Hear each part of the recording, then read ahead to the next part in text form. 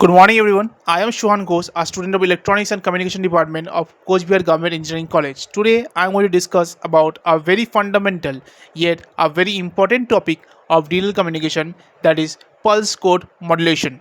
Now, giving you a brief idea about pulse code modulation, it is nothing but converting analog signal, which is continuous in amplitude and time, into digital signal, which is discrete in amplitude and discrete in time.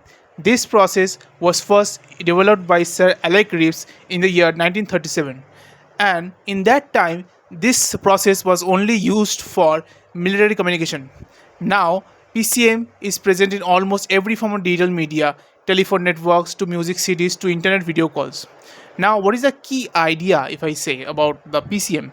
The core concept of converting continuous time continuous varying signal into digital sequence that can be easily stored in memory devices, processed using computer or digital signal processor, transmitted over long distance without significant degradation from noise. Now let's assume that you are sending an analog signal over a long distance.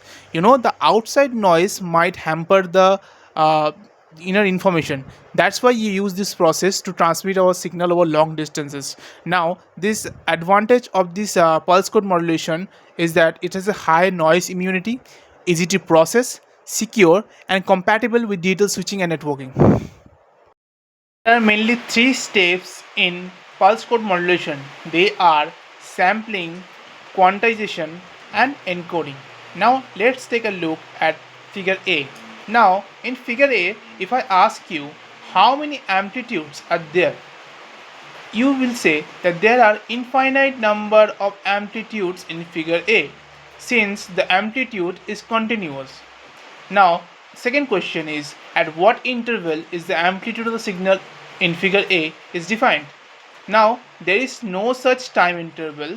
If I go back to the previous slide, there is no such time interval where the amplitude of the amplitude of the signal is defined. Okay, because the time is continuous. It is due to these reasons we have to convert continuous time continuous amplitude into discrete time discrete amplitude. Now when we pass this continuous time continuous amplitude signal through a sampler, we get this type of signal, which is discrete. Now it has a time interval where the amplitude of the signal is defined. Output is only available in integer, a multiple of ts. Since ts is continuous, so the time axis of the discrete time has variable n. If you see here, the variable of this axis is n, because the ts is a constant. Now second is quantization. To discretize the amplitude, we use quantizer. But why do we use quantizer if sampling is not enough? Actually not. Now if you see this signal in figure B, this signal, as you can see, that it is continuously increasing with time. The signal is going towards infinity, but the amplitude of the signal is still continuous even after taking the amplitude at discrete time intervals. Hence we use quantizer, which maps each sample to the nearest available levels. More is the quantization level, more is the accuracy of signal. The quantizer can broadly classify it into uniform and non-uniform quantizer. Now we can see that the output is equals to 0 when the input is from minus 0.5 to 0.5. Here you can see the output of the signal is 0 when the input is between minus 0.5 to plus 0.5.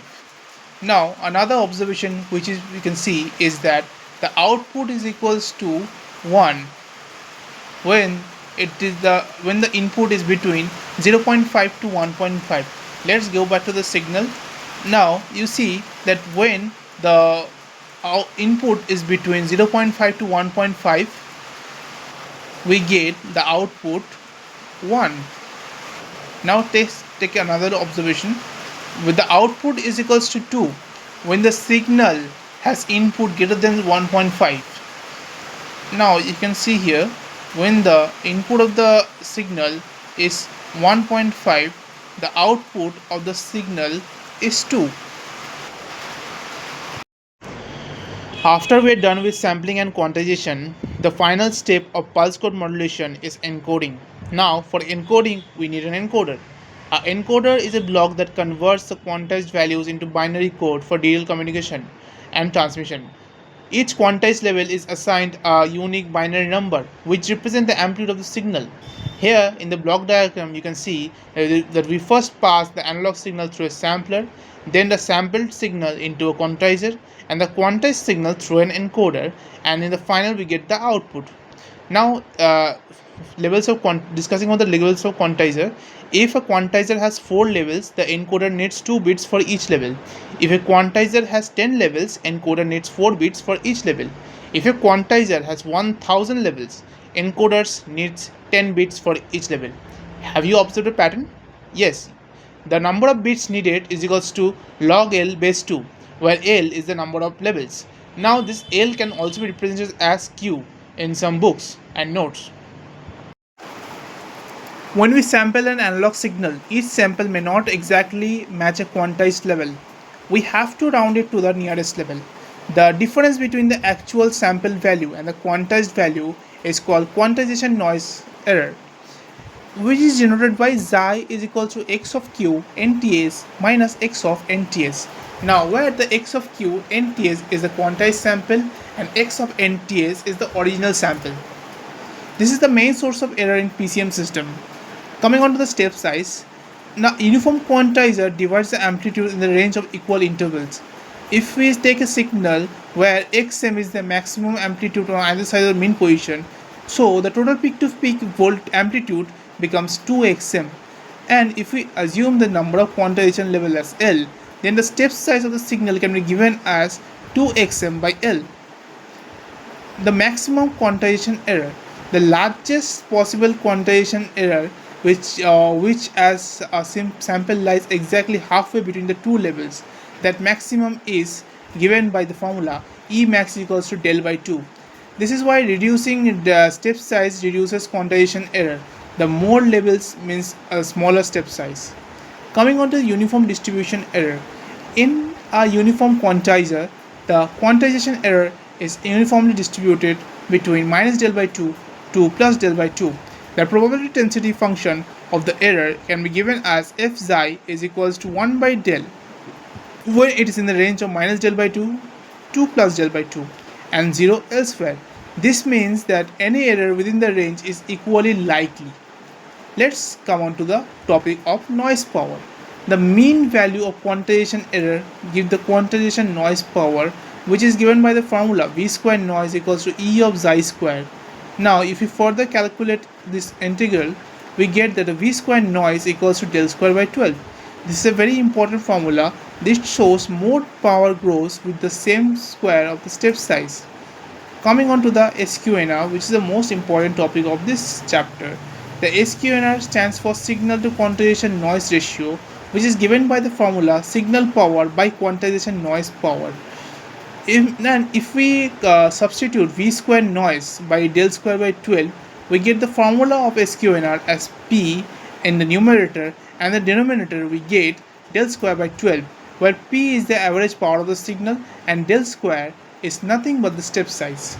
Now, if we express del in terms of Q, we get that the del is equals to 2xm by Q, as we have found out. Now, if we substitute the value of del, that is 2xm by Q, in the equation of SQNR, we get that the SQNR is equals to P by 2xm by Q whole square by 12. Now, if we simplify this equation further, we get that SQNR is equals to 3p square by xm square. This formula shows that the SQNR increases with the same square of the number of levels. Coming on to the next topic, SQNR in terms of bits.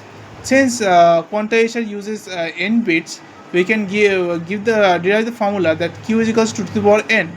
Now, if we substitute into SQNR formula,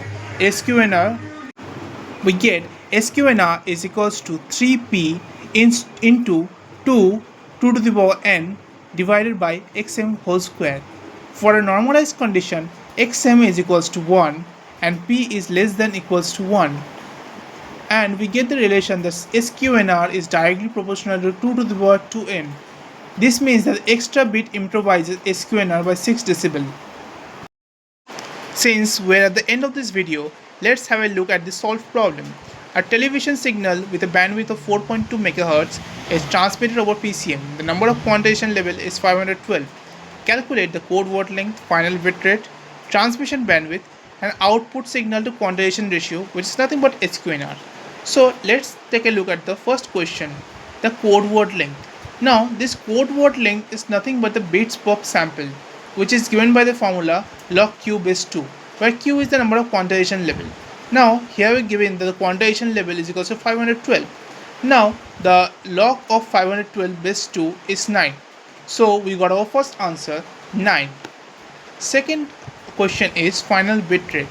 Now before jumping onto the final bit rate, let's find out the bandwidth. Now we can easily find the bandwidth sampling frequency by Nyquist rate. Nyquist rate is the number of minimum samples we must take for each second. Now the sampling rate of this will be 2 times the bandwidth. The bandwidth is given as 4.2 MHz, so the number of samples per second should be 84 into 10 to the power 6. This is the number of samples per second. Now from this sampling frequency fs, you can find the bit rate. Bit rate is nothing but the number of bits into sampling frequency. Now if we calculate this, we get this as 75.6 and 10 to the power 6 bits per second. Now take a look at this third question, transmission bandwidth. Now since we have find the bit rate, we can easily find the transmission bandwidth. Transmission bandwidth is nothing but bit rate divided by 2. Now since we got the bit rate here, the transmission bandwidth is 75.6 into 10 to the power 6 divided by 2, which we get here as 37.8 in 10 to the power 6. Now the last question, what is the SQNR? Now we already know the relation that SQNR is equals to P by V square noise. Now if we calculate further, the P can also be written as xm square by 2 and V square noise can be written as xm square by 3q square. From this relation we get 3 by 2 of q square. Now the SQNR of the signal is 393216. Here's the answer. Thank you for watching this video.